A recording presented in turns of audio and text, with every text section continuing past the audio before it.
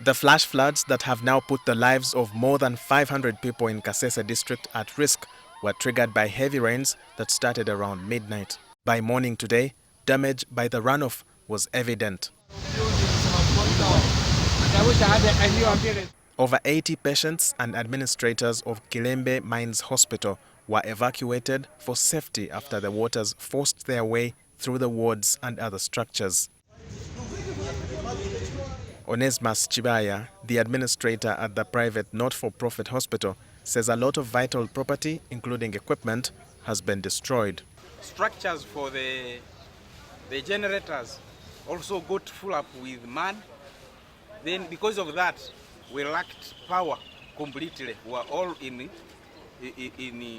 total darkness. Little mortuary has been destroyed, and the hospital store for drugs and sundries has also been destroyed.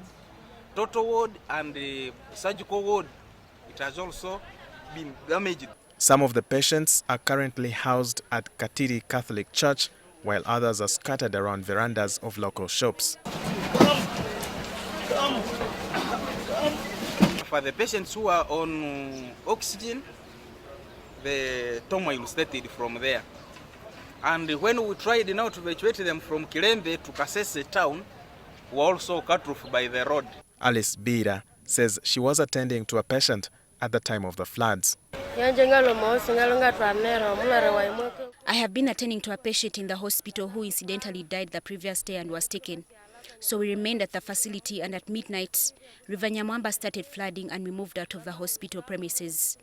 At around 6 a.m., we were discharged and no one of us was asked to pay any single coin.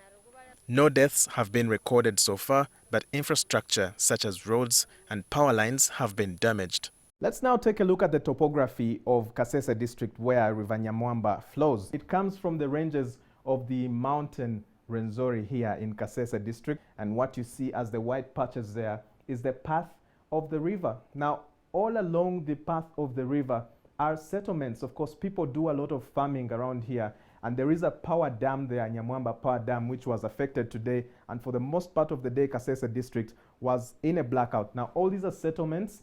Chanjuchi Pentecostal Church, one of the areas that was badly affected. When the river floods, this is the original path. It diverts and affects all these areas that you see here.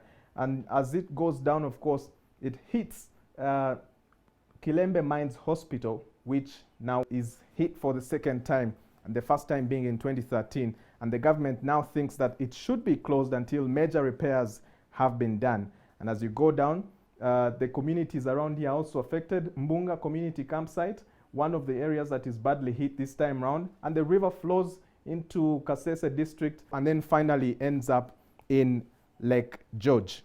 Back to you, Josephine.